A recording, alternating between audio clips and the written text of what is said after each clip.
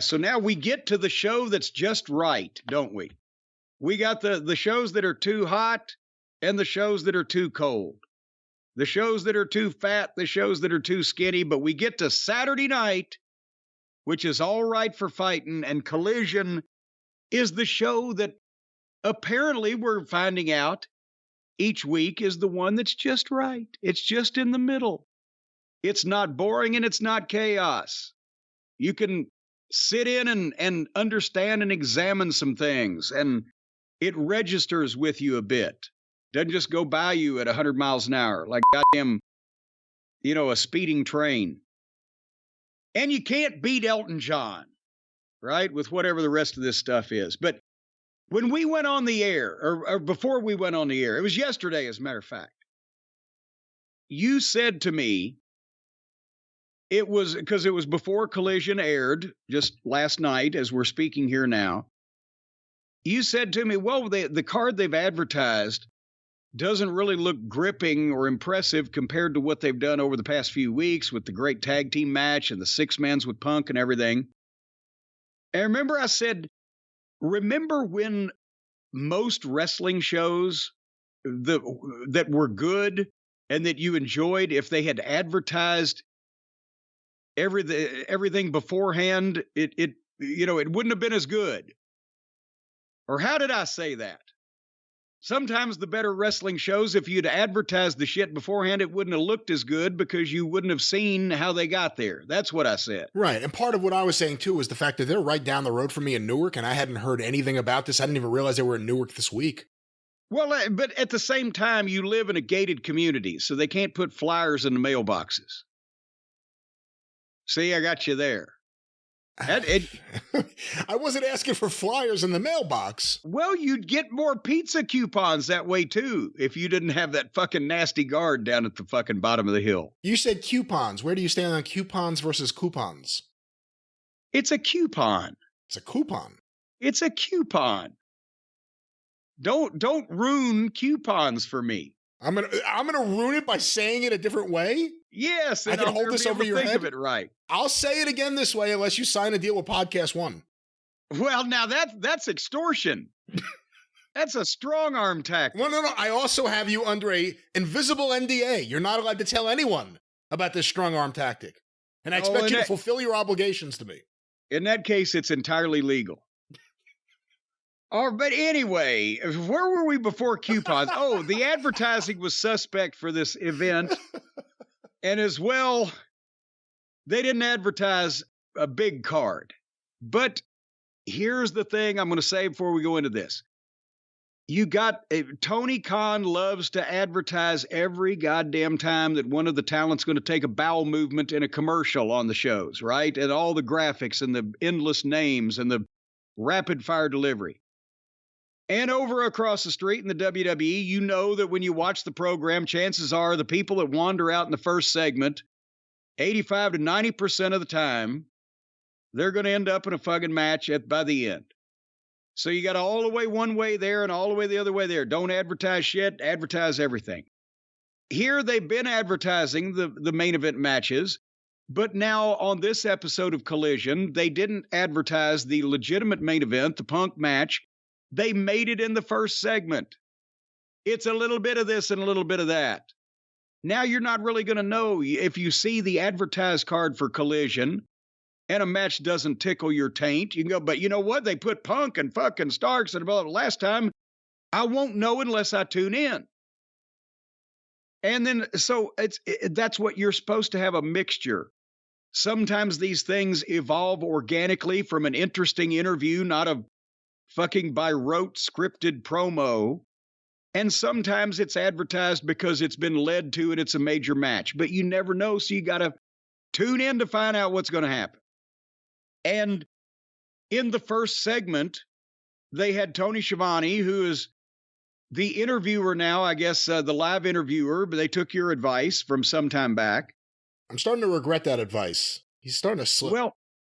Well, but at the same time, at least it's better than hearing more of him.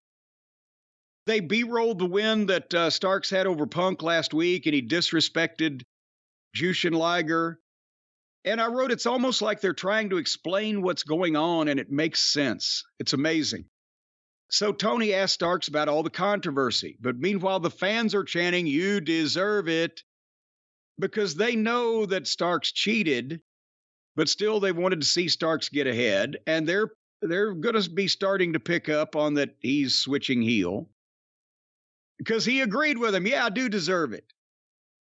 And he had a Louis Vuitton satchel there. And what's in my bag? Nothing. I just bought a new Louis Vuitton bag. A Louis Vuitton? It's a Louis Vuitton. It's a Louis. It's an offshoot brand. He got it at boxofawesome.com. No, he did not. They have real brands there. Not Louis Vuitton or Louis Vuitton. Oh, Louis Vuitton's a real brand, but they don't have that at Box of Awesome. You know what? When I was in TNA, the only time that what's that goddamn bag that all of the rich people have and used to have in the wrestling business years ago with the initials all over it? The 3 initials, the goddamn fancy luggage with 3 initials. Oh, goddamn, it's got... This is a great story. It's got the initials all over it. I've forgotten the name of them now, but Jeremy Borash got me one of those. They regularly are like $1,500 or whatever, but he knew somebody that had black market shit of this brand that somebody that worked at the factory went in at night and made their own shit out of the real materials and then sold them under the table. So I got one of these $1,500 bags for like $100. What kind of bag is it? It's one of those bags with the initials all over it. Whose initials? I can't remember. I'm trying to remember the name. I thought you'd know, having all this fancy shit in your own home. And he plugged his Prada shoes, too. I know. I've heard about the Prada shoes. They named it after the goddamn the newspaper, the house organ of the Communist Party, Prada. No, that's Pravda, not Prada. All right, well, he plugged his Louis Vuitton bag in his Pravda shoes. And then he said anybody else would have done the same thing he did, win by any means necessary. And he started talking about how sexy he was, and the fans are still cheering it, but he's got some oomph as a heel, and you can see they're going to go with this a little bit.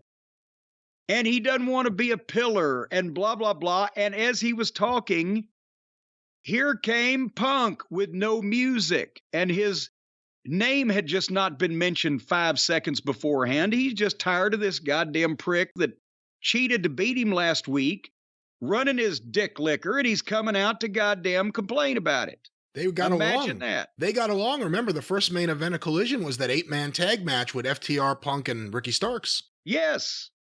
And then suddenly he gets shanked in the ribs. And again, Punk comes out, and it's Newark. So you got the pros and the cons. A lot of cons in Newark. And he gets a reaction. It's the biggest positive and biggest negative reaction at the same time. And they're trying to outdo themselves. And Punk's playing with it. He said, I'm not mad, accepted myself. I'm proud of you. I've cheated too. So have the people of New Jersey, and they boo him. And then he knocked the New Jersey Devils, not getting out of the first round. But he finally says, because he's just being him. He's not necessarily being a babyface or a heel. He's CM Punk truth teller. I can live with the loss. Can you live with the win, knowing that you can't beat me without cheating? And then Punk turns around to leave, and he's walking out. And Starks says, my bag is as empty as yours. And that gets him to turn back around. He comes back and gets back in the ring. And now they're chanting CM Punk, CM Punk. Because we're going somewhere, obviously, with the bag that Punk was carrying that allegedly contained the belt. And now they're talking about he's the champ. He never lost the title. So Punk turns back and gets in Starks' face and says, you want a shot at what's in the bag, Ricky? Or are you like Max and you just don't want me to have it? I'm the real world champion. And he's starting to get into that. Should he have had the bag with him if they're going to reference it? He's brought it to the ring before. He's had it with him in promos before. Well, and I think he should when he comes on purpose on his time and it's scheduled. But when he just had all he could stand and he doesn't, he just came out to tell somebody off, I don't think he needs it. Because that's when it starts getting hokey that people have, well, I know so-and-so's back there eating his third piece of cake at catering and he comes out 5 seconds later carrying the belt. Is it glued to his hand? Anyway. Depends on what's in catering. True. But now they got good catering now these days over in the WWF. We know that much. We're not talking WWF. Well, I know, but I'm just saying it just depends. Cage and Dino come out and they interrupt and say, this is taking too long. We're required to be here, but we don't want to have to sit through all this. And then Cage, who is holding the TNT belt that Dino Douche won, asks what kind of guy carries a title that he didn't win. And then as that's happening and Cage is being a good heel, here comes Darby. And he snatches Christian's microphone on the way to the ring and gets in the ring and talks to Starks too. And calls Punk his good friend and puts his arm around him. So this is it watching the talent that knows what the fuck is going on and are kind of with it, playing with the crowd reactions that the Buckaroos and their fans have foisted off on them, does my heart good. Beyond the split reaction to Punk, show-wide so far on Collision, it's pretty defined who the baby faces and who the heels are. Yes, which makes Punk the special one and puts more attention on the reaction that he gets. So they've handed him something to help him out.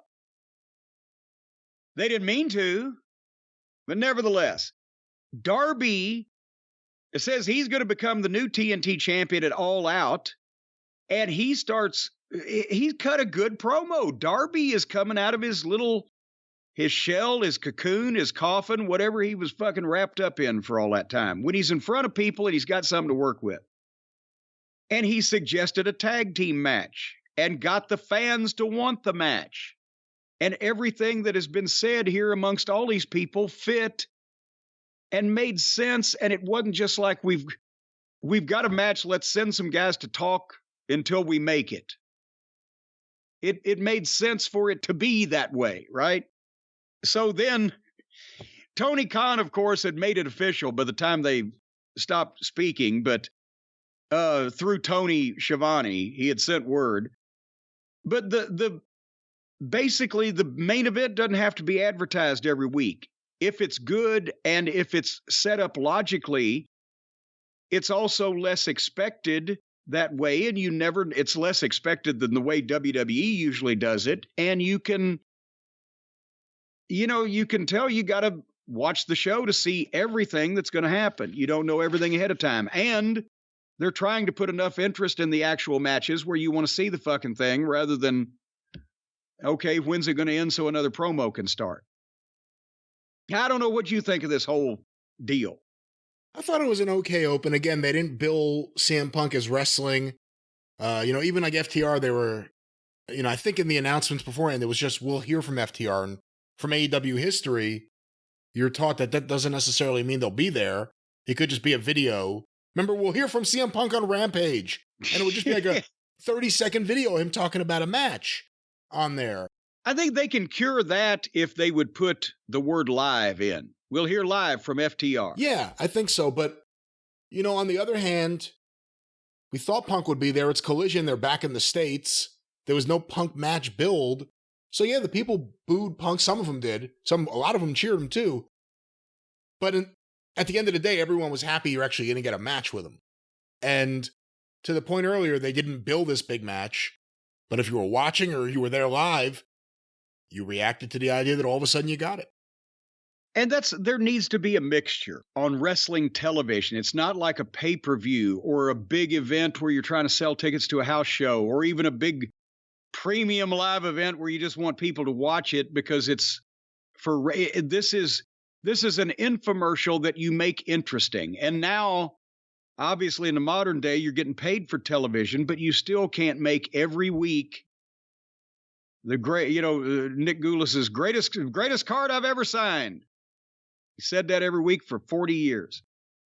Anyway, Andrade is barred from the arena in this week's episode because last week he obviously was causing chaos trying to get his mask back from the House of Black, and the security guards were not great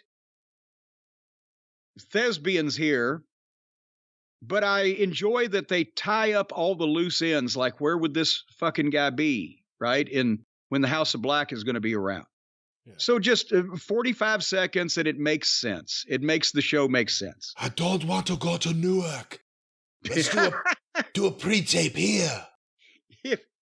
If I have to go to Newark, I'll punch Sammy. So then we had a tag team match with Gin and Juice against Action Andretti and Darius Martin, the other Martin. And this, again, it was great because it's a top heel tag team that's just started in the company, facing an exciting underneath babyface team to have a good match and get a good solid win, which is the way every tag team should start out and every single wrestler should start out. And they shined the baby faces a bit and they let them do their gymnastics because that's their thing. And every match on the card didn't, give you a nonstop diet of that. And then they cut off Action and got some heat on him and they went through the break. And then when they came back, Action fought back and hit a hot tag.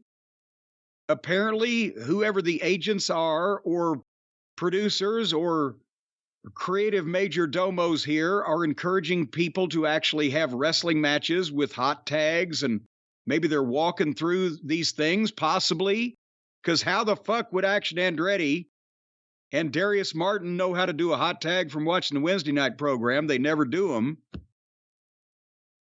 Darius made a big comeback, did some nice stuff. They got their mandatory dives in, but they did them quickly and only one each because they're baby faces. And then the heels stopped them and hit Action Andretti with a couple of moves, and White hit his finish 1, 2, 3. And it wasn't that long match, but it was exciting while it lasted. And they didn't bury the referee. They didn't need furniture. They didn't fight endlessly on the floor. The criticism I will give is they did too many moves by the heels to the single baby face right in front of the referee at the end before Jay White hit his finish. There was a kick from one guy and a thing from the other guy. They're just doing things back and forth to one guy. And they need a tag team finish instead of Jay White's thing, which looks like the Crossroads. Why wouldn't they have a rocket launcher, a flapjack, a double goozle, a Vegematic, a fucking Gravedigger, some tag team finish that they're going to start establishing to win the match when they're a tag team? That is my only criticism. It was fine for what it was. It was a spotlight match for Gin and Juice. They looked really good. I think for guys like Darius Martin and Action Andretti, despite all the wonderful things Chris Jericho did for his career, working on this show and hopefully learning from some of the people on this show will teach them what they need, because if you're only surrounded by, let's just say, dynamite, for lack of a better term, if you're only surrounded by dynamite, then you need to tiptoe carefully. And I think if you're here, these guys, if they worked with FTR, for instance, they're not going to be able to get away with everything they would do more than likely on a match on Dynamite. This wasn't FTR, it was Jay and Juice Robinson. Jay White and Juice Robinson here. But still, I think working on this show, working in a show that, based on everything we're hearing, is kind of led by CM Punk, could only be good for some of these young wrestlers who need skills beyond jumping, beyond flipping. So that's good. I'll say this too. I've been a big fan of Juice Robinson so far. Jay White is starting to really become a favorite of mine too in the ring. Well, they're getting their feet under them in the new company. They've had great tag matches. They're starting to get a little reputation. When they first introduced them, they just came out of nowhere and were just, blah, like everybody else that starts on the program. You're supposed to know who they are and what they're about, but you don't. And now that they're being featured and being fleshed out, because we've been saying there needs to be a team to work with FTR. They need a top heel tag team. This is a wrestling team that obviously can go with FTR. Anyway, then we had Miro, and bless him. Miro's on his way to the ring, and I've worried about this guy. I don't know where he went. I was thinking, did he get deported? I don't even know where he's from. But Nick Commodato is back. Remember, Commodato, Solo, a go-go. That's right. Well, they didn't wake us up before a go-go, a went. And Solo is gone so low that now he's with QT. But here comes Nick Commodato. And I'm thinking, okay, this guy was jacked up. He looked like a caveman when we saw him last time. Now he's got new gear. He's still jacked up. He looks nice. And they're going to give him a little something. I couldn't tell from what was done here whether he is majorly progressed in his in-ring wrestling skills and stylings. I maybe saw a couple things that made me think, ooh, but I can't form a full opinion. But he came down the aisleway and jumped. Now, Miro is, I guess, is Miro a babyface now that he's won his fight with God? I think Miro's one of those wrestlers that's not defined in any category, but obviously he's a babyface to the fans because they go nuts whenever he's even mentioned. And whenever they think they're going to get him on a show. So whenever they see him, they pop for him, but obviously he behaves somewhat like a heel. Well, Commodato, knowing that Miro's a dangerous man, jumped him from behind in the aisleway. So I guess that kind of makes Commodato a heel too.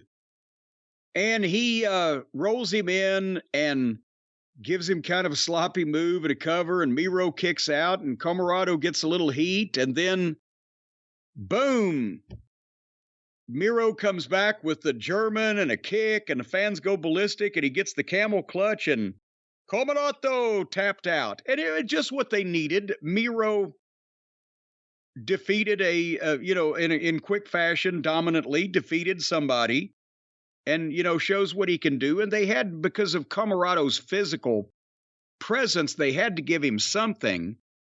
But I'm thinking the fact that he looks like that and they chose him to do this indicates that maybe he looks great and he found a better seamstress, but his wrestling ain't getting any better. Or elsewise, there'd be something else for a guy that looks like that. Well, that's the big question, because he looks like the kind of guy that Bill Watts would have fallen in love with.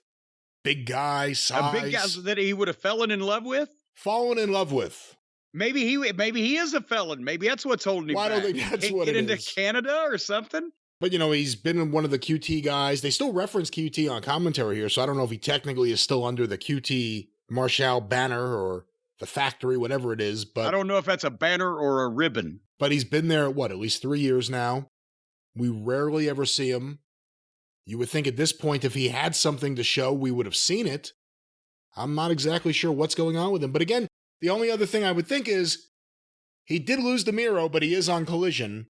If there was ever a place to repair him and try something new with him, this would be it. But again, he lost here, so who knows? Yeah, maybe he can be the guy that stands in the back and says little and pulls out a shank when time gets rough. What? I don't know. Anyhow, after Miro beat the piss out of Commodato, you know what old Nick's going to need, don't you? I don't know. He's going to need some of the products from our friends at CB Distillery. Now, I know what your folks are going to say. You're going to say CB Distillery, we haven't heard about. That's because they are one of the new friends that we have made since we've gotten away from some of our old felons. And the new friends at CB Distillery make scientifically formulated ingredients that will help you with better sleep, stress and anxiety, less pain after physical activity. And that's what old Nick needs there. He needs less pain than he's got right now after that physical activity. And if you folks suffer from pain after exercise, 80% of the people taking the CBD products from CB Distilleries, they report less pain after physical activity. Could you use more calm? 81% of the people say CBD helps with stress and anxiety. If you need better sleep, well, 90% of the customers report better sleep with CBD, and 3% of the people report getting their prison sentences reduced for good behavior by taking these fine products. If it'll make you act nicer in prison, imagine how pleasant you'll feel in the privacy of your own home. Why are you talking about prison? Well, I said 3% of the people report getting their prison sentences reduced for good behavior. You didn't hear about that part? Well, let's talk about the other parts, which are the parts where this could help you, whether it's something like you're sore from wrestling Miro or something like you're having trouble sleeping because you're having these nightmares about Miro. Stress, anxiety, all caused by Miro. But then also, you don't want to serve your whole prison sentence either. So if you're right now locked up in Sing Sing or Joliet, and you take some CBD products from CBD Distillery, well, you're going to behave much better. You're going to be practically putty in their hands. You're going to go along with anything, and then you'll get out on good behavior. Well, I don't know about that. You can also enjoy better focus and concentration. That's probably what we should do now. Yeah. Is focus and concentrate on telling people how wonderful the products from CB Distillery are. Well, you got that whole box of stuff. They've got the gummies. They've got the drippage. They've got the liquid, animal, vegetable, or mineral. There's all kinds of products here. They're packed with whole body healing plant compounds and vital nutrients. And it's 100% clean ingredients. No artificial colors, no artificial flavors, no preservatives, no dirt. There's no dirt. It's 100% clean. Well, 100% clean ingredients. They don't put any dirt, any filth. Dirt? Not even any dust. It's 100% clean. Why would you even bring these things into the conversation? Dirt and dust. Well, that's because things that are not clean or dirty. And that would mean they have dirt in them. Well, this stuff is 100% clean. No dirt. Well, I'm going to test this out right now. Here are the Sleep Synergy gummies. I'm going to eat a few of these right now. Hey! Let's hope I'll be gone before the end. Well, I'm hoping I'll miss the end of the show if I do this. You'll go to sleep before you hear all the rest of my brilliance. Am I causing you stress and anxiety? Take a couple of these things, that will go away. I'm focusing more on the Sleep Synergy than I am the stress and the anxiety. I just want I would like a good 12-hour night's sleep. Well, I got one last night, and I'll tell you what, they're fine. I actually wanted to roll over and go for 12 more hours, but I didn't. I ran out of my CB gummies or CBD gummies, courtesy of CB Distillery. That's right. See, it's all about CB. Elderberry, this flavor. Oh, you got the elderberry? Elderberry. Of all the berries, it's the oldest. My grandmother used to smell like elderberries. And here's another thing. The products that come from CB Distillery are recommended by Mayo Clinic trained internist and preventative health specialist, Dr. Kevin Fry. I have it on good authority. Not only is he obviously a doctor trained at the Mayo Clinic and a health specialist, but also can harmonize just like his older brother, Glenn. So if Dr. Kevin Fry is going to tell you what to do, you better do it because he's got over 2 million satisfied customers. Or does CB Distillery have over 2 million satisfied? It'd been hard for one doctor to see 2 million people, wouldn't it? It's CB Distillery with all these happy customers. Well, we didn't say happy. They're satisfied. Satisfied. Yeah. And potentially happy. Potentially happy. But one day they felt fine and dandy. Normally they usually feel fine, but not particularly dandy. And sometimes they feel dandy, but not necessarily fine. But there was one day they took the gummies from CB Distillery. They felt both fine and dandy. But they also felt a little crummy, so they needed more CB Distillery gummies. Well, and that's when they took that survey. Let us get you on the right path, folks, with our 20% discount. Yes, you can get these fine products recommended by Glenn Fry's younger brother, Dr. Kevin Fry. And you're going to get 20% off at the same time if you go to cbdistillery.com and enter the code JCE for your discount. There's no prescription required. So that's a load off your mind. Payment is required. That's one thing that you ain't going to find a loophole in. You're not going to get around that one.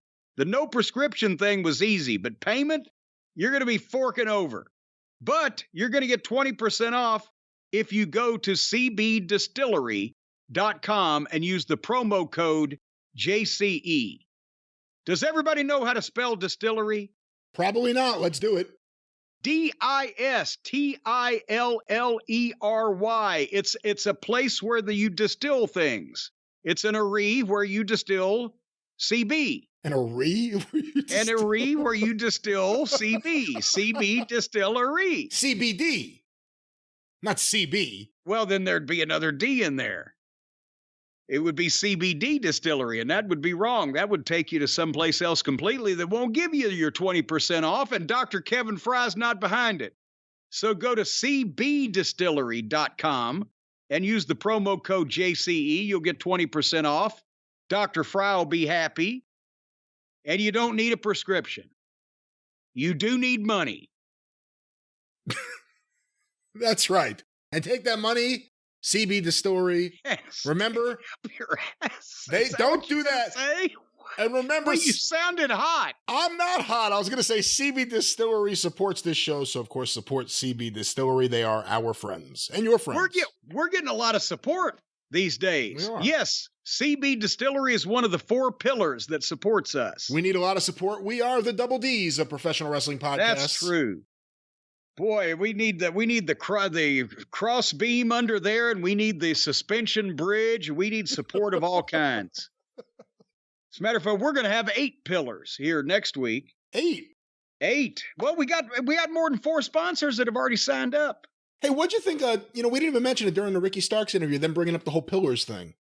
Well, yeah, because he didn't want to be a pillar. Because, he's going to hold the place up all by himself.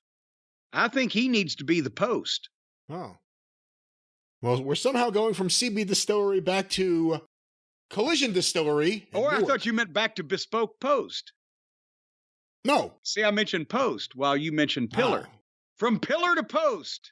Well, your post toasties are sitting on the table, so let's get to the rest of Collision. If you got a good sturdy post, you only need 1. But if you have pillars, you got to have 4 of them.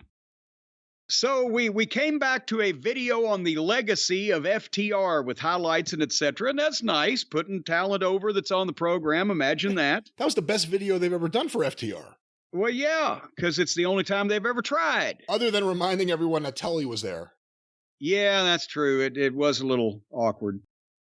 Nevertheless, then again, we've called them in the past the House of Blech. But now they're doing a spooky entrance, but they're not popping up on a screen and answering people like they're live when it's obviously a pre-tape. It's not a David Copperfield vanishing routine. They're not stepping into the box and then the box falls open and there's nobody there and they've been transported over to the fucking La Brea tar pits. They're 3 tattooed, weird-looking guys and Julia Hart that do a spooky entrance and they're having matches. So I can deal with this. And they B-rolled again, Andre trying to get the mask back from last week. And that's why he's barred from the building. And their opponents for the 6-man tag team title were the Acclaimed and Billy Gunn. And we mentioned, Brian, that the Acclaimed, since they got real popular because Caster's raps and the personality and the scissors thing with Billy Gunn, and then Tony really didn't know how to capitalize on it, but the mistake he made was putting the tag team title on them because they weren't ready for it yet in the ring, and in the people's eyes, they weren't ready to be the top tag team, even if they were the most popular tag team. And then they were working for the tag team title against the Guns, who again have all the potential in the world, but were greener than pepper trees. And it wasn't ready to put them in that kind of spotlight and that kind of pressure. And then the tag team division went to shit because the greenest teams on the pepper tree were fighting for the belts while everybody else was being made into 6-man teams to satisfy the self-indulgent masturbatory fantasies of the EVPs that wanted to have their own belts and play with their friends instead of jumping into the deep end of the pool. And since then, the Acclaimed and Billy have been floating basically on the rap and the scissoring and have had nothing really going on of any dramatic nature. Did I encapsulate that as well as could be expected? I think so. I wasn't too excited about this match, and a lot of it was because I've lost a lot of the enthusiasm, if not all of it, for the Acclaimed and Billy Gunn. Well, but now it seems like they're going to do something. So we'll see what happens, because Castor rapped and Buddy didn't like it and jumped out on the floor and just started kicking the shit out of him. And they got into a big six-way. And okay, again, now there's 6 guys and they're fighting all over the place and they're on the floor. This is the brawl match. Wild inside and out. We're 50 minutes into the program. We haven't had that yet. So, and it's the House of Black. Okay. Now it may be called for. It's another course in your 5-course dinner, not a hot dog eating contest where that's all you get. You binge on one fucking thing over and over until you puke. So again, they got some heat on Castor. They made a tag to Billy Gunn. He made a big comeback. And Malachi Black hit him with a spin kick, 1, 2, 3. Wasn't that long. Was fairly wild. A lot of action. No funny shit. And then Malachi Black whispers to Billy Gunn. And so did Buddy. I didn't see what Brody did. But the heels walk out and Billy starts taking his boots off. And as the fans start seeing it, they're chanting, no, no, and the response built. And it takes a while to unlace those boots, right? So they start chanting, you've still got it. And that got louder, but Billy took his boots off and left them in the middle of the ring and walked right out past the Acclaimed.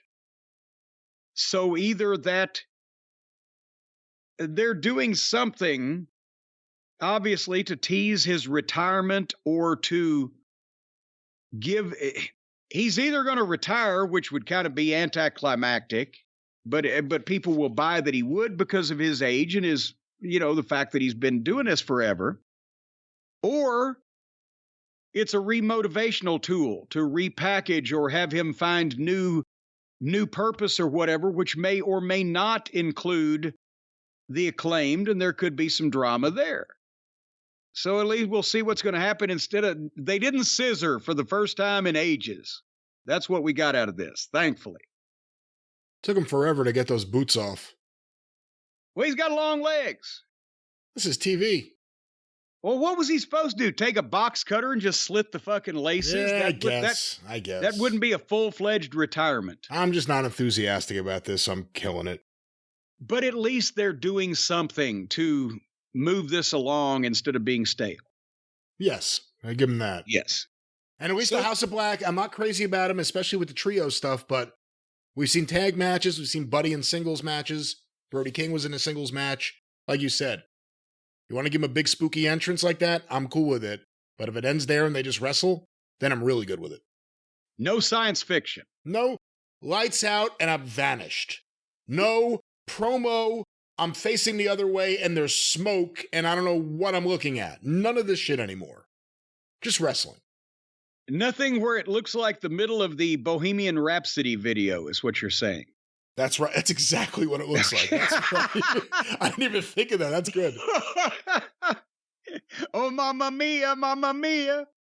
Let me go. Yeah.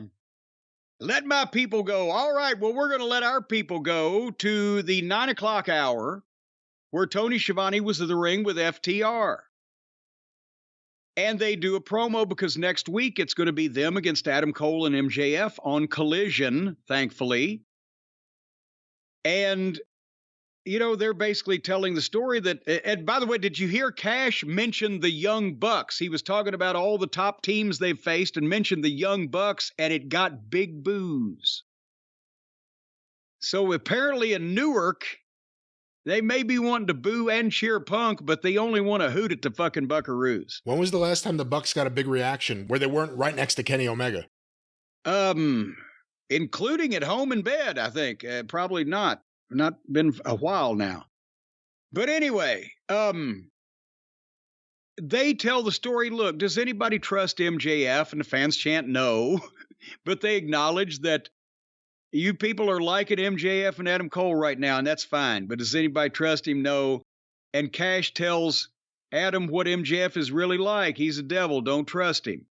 And Dax agrees with that and likens MJF and Adam to the rich kids that used to make fun of him for being poor and having a job at the fucking Jiffy Mart.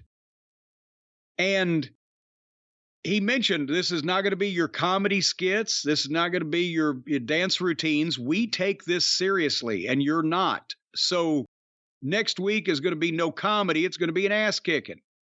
And they did a good promo to sell the match from their perspective. Nobody came in and jumped anybody. We didn't have any attempted murders here. They promoted next week's match. Fine, short, and sweet. What'd you think? Yeah, it was an all right promo. I thought Cash did pretty good. We don't hear him talk as much. I think he's actually a better talker than Dax when you actually put them both one after the other. I'm going to go back to something I said last week. I think FTR have, or maybe close to, using up everything they needed to as baby faces, and it's time for them to turn. I think there's a natural aggression that they're showing, and I think they're stronger as heels and baby faces, especially if they're working with MJF and Cole. That's a babyface tag team. Right now, that's a babyface tag team. But now here's the thing. I'd love to get another match with Gin and Juice out of this before FTR would switch heel. But I think they have to. But should FTR switch heel against Adam Cole and MJF? Because that team cannot last long. Because MJF is the singles world champion, and I know everybody only works one time a week now. But also, again, as we talked about, if FTR turn heel on MJF and Adam Cole, that means MJF and Adam Cole are the baby faces. That means that, I'm just using that one match as an example because I don't think MJF and Adam Cole are going to be on this show every week, and I think FTR are. Well, yeah, so you're saying work like heels rather than turn heel. No, I think they should turn. I think it may not be right away, but I think within the next couple months. Okay, but I'm talking about not in this match. Not in this match. They're not going to turn heel on MJF and Adam Cole. No, I don't think that. All right, we're straightening out what we're saying. But I think they should be heels again. They should eventually. I don't disagree with you there, except that then they've just now got Jay White and Juice Robinson to work with. If they switch heel, who are they going to work with? After they do that, I think you do something maybe, and you do them against... If you're not going to get Punk and them or someone against the Elite, I think the next interesting thing to do before Punk MJF is Punk and someone versus FTR. And I bet you those would be great matches. I bet you those would be dynamic matches. Might be interesting. Maybe you're onto something. You have a track record of sniffing these things out. My nose is clogged. I was in the pool all weekend. Oh, yeah. You realize that you're just swimming in people's urine at that point, right? In my own pool? Oh, I thought you were at a pool. I didn't know you were in your pool. So you're only swimming in your... How many kids you got? I got 4 kids. They're not peeing in the pool. They're not peeing in the pool. Do you put the goddamn shit in there that turns purple? What? Do you put the shit in there that turns purple if somebody pisses in the pool? And how do you know that they're not pissing? You're relying on kids to tell you the truth about whether they're pissing in the pool. My youngest daughter literally says, I have to pee, and gets out of the pool to go to the bathroom. See, that's to lull you into a false sense of security. That way, the other 3, meanwhile, are just, they're just spraying everywhere right under the water, and you don't even know it. Do you pee in the pool? Of course. Of course. Everybody pees in the pool. When you go to a hotel pool, you're peeing in the pool? Of course. Because it makes you, you're in running water. It makes you have to piss. Running water? This pool is running water. It's human nature. Okay. Well, it's circulating. There's some coming in and some going out because people are pissing in it. So they try to filter it. It's only when they puke at a hotel pool that they close it. For the record, I stay in my own pool that I own, and I'm certain that no one is currently pissing in it. Do you use the purple stuff? I don't even know what purple stuff you're talking about. You've never heard that story? Oh, for God's sake. When you were a kid and your mom or your dad or whoever would take you to the fucking swimming pool when you were a kid, wherever your pool was that you went to, that they took you to when you were a kid. It was called the Atlantic Ocean. Okay, well, see, then you've missed out on this, because when my mom, like everybody down south especially, and people that don't live right next to the ocean, when you take a kid to the pool, you tell them, now listen, you know that this place here that owns this pool, they put the chemical in the water. If you piss, it's going to turn purple. Immediately around you is going to be a giant purple cloud all around you. It's going to tell everybody that can see that within 100 yards that you've just pissed all over yourself in that pool. And won't you be embarrassed? You don't want that to happen, do you? And they say, oh, no, mommy. Oh, no, daddy. Well, don't piss in the pool or it's going to happen. You never heard that. I have not heard that. I'm sorry that you had to go through this. You know what they call that stuff that makes the fucking water turn purple? What do they call it? Nothing. It don't exist. But every kid until they're fucking 18 years old, or when the internet came around, I guess you can look it up. Every kid is told that, and it puts fear in them of public humiliation over public urination. Well, that was the FTR promo. It was pretty good. Public urination. And humiliation. It was better than Taya Valkyrie and Sky Blue. Taya's a heel now. She looks great. She uses the size advantage. She's condescending. She's got that bitchy, lilting promo voice.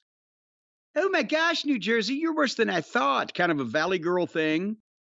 She won the match with a surfboard stomp. And the only thing I could say is that she's not Charlotte, but she's better than Jane Cargill. But it ain't, I don't know. Something's not happening. It doesn't. I mean, the fans are just happy to stare at Sky Blue's fanny the whole match. Let's be honest about what's going on here.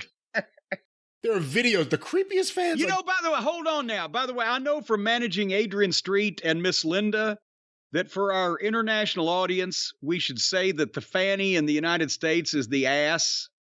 Yes. Because I found out a long time ago, it has a different meaning in jolly old England. I don't know we want to go there, where they're staring at this poor young teenage girl's fanny. No, the creepiest videos keep coming on my Twitter feed. Like wrestling fans just, I guess they go to AEW and just film Sky Blue's ass as she's doing everything in the ring. And I think a large part of her appeal is a lot of people just want to see that ass. Do you think that she could make a ton of money if she just dressed up in her wrestling gear? I'm not talking about anything naked or sexual or anything. Right. Just dress up in her wrestling gear and just turn her back to the camera and have people the photographer just take an 8x10 close-up of her ass and autograph the right ass cheek. Just, to little Johnny, love Sky Blue, and she would make a fortune.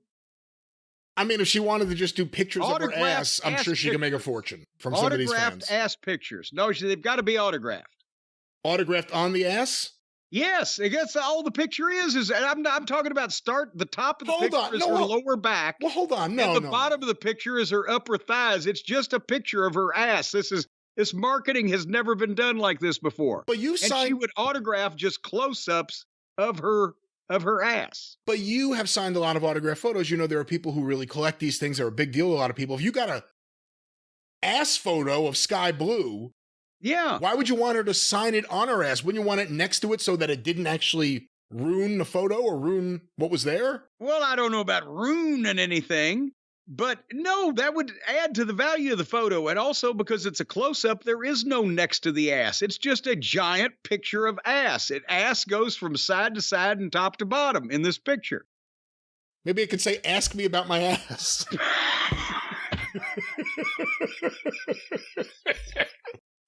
Love Sky Blue. So anyway, now it's time for our main event of the evening. Ricky Starks and Christian Cage with Dino Douche in the corner against Darby Allin and CM Punk. And if there was any doubt about who the big star is, the first three of them, talented though they are, they enter and then suddenly, like Mussolini, who's going to help Darby? He's coming down to help his pal Darby Allin.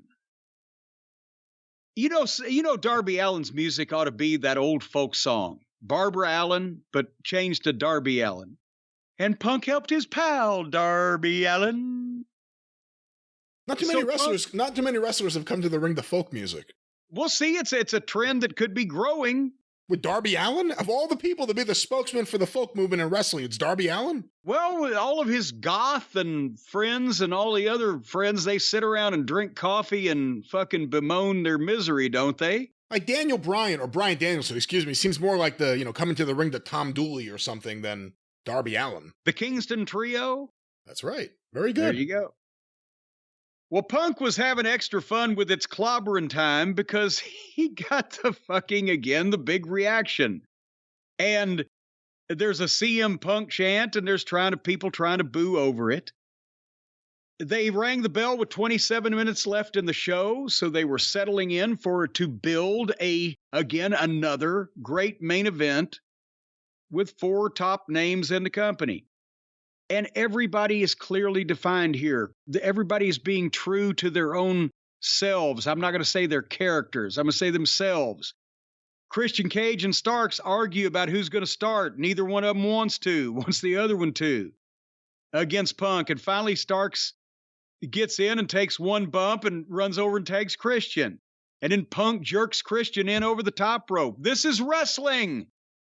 We're having a fucking wrestling match. Imagine that. And Punk worked Christian over a little bit and tagged Darby. And then the baby faces, Punk and Darby, started tagging in and out. Christian is, he's Edge's age. He's close to 50. He's been injured. He's not going to be out there doing all this bullshit, but he's one of the best workers on the fucking card, and he cuts a hell of a promo, and he's a heel, and he knows what to do. So the baby faces are getting a hell of a reaction from these people while they've got Christian in an arm wringer. And Punk will tag Darby, and the people will cheer, and Darby will crank the arm, and then tag Punk, and the people boo because they're booing that he tagged Punk. But then Punk will grab the arm and wind it up, and then tag Darby, and they'll cheer. And meanwhile, Christian is standing there getting his arm twisted. This is wrestling, folks. And then Christian and Darby do some fucking wrestling. And then Christian goes to tag, and Starks doesn't want to. But then when Christian takes over, Starks tags in right away. I wrote, professionals are calling this. And then Punk does a dive. Because the only dives we've had in this 2 hours was the goddamn fiery young baby faces that are full of piss and vinegar and do that kind of thing. Punk dives on both of them and then holds them for Darby to climb up and do a coffin drop. And there's their break spot. And the crowd's up. And then they come back and Punk is selling. And Christian's got heat going on him. And then Starks gets in. And they do the dueling chants. Let's go Ricky, CM Punk. Let's go Ricky, CM Punk. And Punk's selling and then hits a neck breaker. And he gets he gets a tag to Darby. Nobody tried to stop him. So it wasn't really a hot tag, but the people still popped. Darby makes comeback. Dives on Starks. Dives on Dino and bounces off. The dinosaur never moves. That's the way to use the fucking lizard. The big, impressive-looking mute force standing outside on the floor that can occasionally make an entrance. Or make a difference, rather. And then they get some heat on Darby. They go through another break.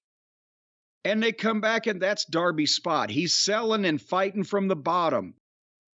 And that's where he excels. And then Christian misses a splash off the top. So that Darby's going to try to tag Punk, but Starks pulls Punk to the floor, and Punk chases him, so he's not in the corner when Darby gets there to make the tag. But finally, Darby fights out against both of them and hits an actual hot tag. And big pop and big comeback. And after Punk gives him a couple of bumps, he does a Bam Bam Bigelow cartwheel and a salute to the camera. And again, they're pro and con. They're screaming. Back and forth, Punk elbow off top rope. Crowd is ballistic. Starks gets back in, goes back and forth with Punk. Darby gets back in, and somehow Starks hits his finish, gets a 2 count. Then Darby somehow, while they were up on the top rope, hit a reverse DDT off the top rope. That was a little bit of tightrope act for me, but I know the kids like it.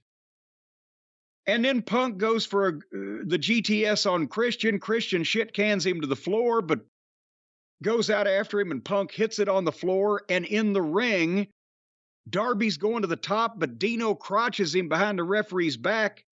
Starks goes for his finish. Darby jackknifes him, but Starks rolls through and grabs the ropes again. 1, 2, 3. 2 weeks in a row, Starks wins by cheating. Perfect finish. Loved the tag match. Wasn't as good as last week, but certainly not as bad as pretty much every match on Wednesday night. Your thoughts, Brian? Yeah, good match. Really good main event match for the show. Fans were into it.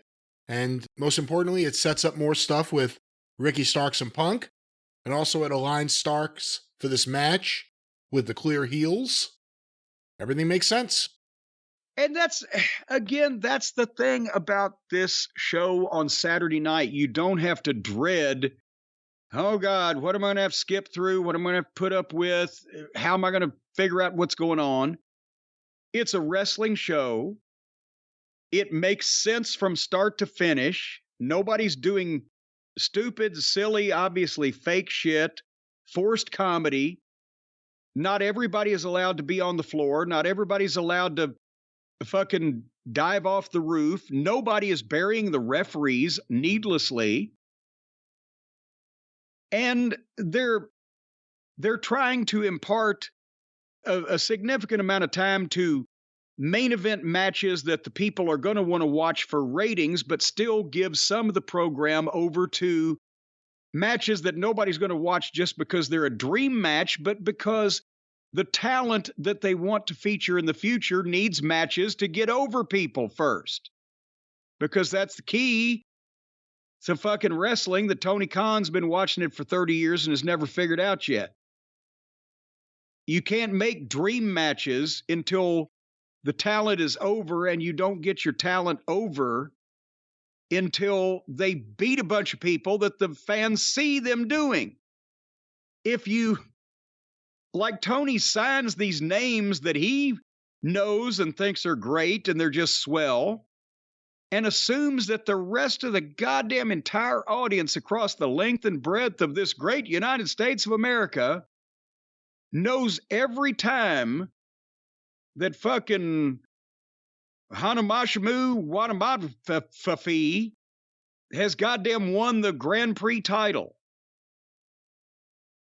And so people come into the company, and they've been doing this since the start, and we've been talking about it since the start. People come into company, and immediately they're put in main events when nobody knows who the fuck they are except the most hardcore faithful. And usually they get beat their first several times you see them. So the people that had never seen them before don't give a shit about them, don't take them seriously. And then after they've been around for a couple of years, they start getting matches against jobbers to win. They're not making that mistake on the program on Saturday night. So they're allowing some matches to go on just to get guys good, solid wins, others to attract the viewers, and keeping a standard of logic of, we're not going to all use furniture. We're not going to all fucking fight on the floor. We're not going to all bury the referee, and we're not going to all be a bunch of fucking gymnasts. So you can watch this program, and it doesn't get old nearly as quickly as every one of the others. That's my opinion. And that was AEW Collision, and we'll see what happens next week. Big tag team match. A lot to look forward to.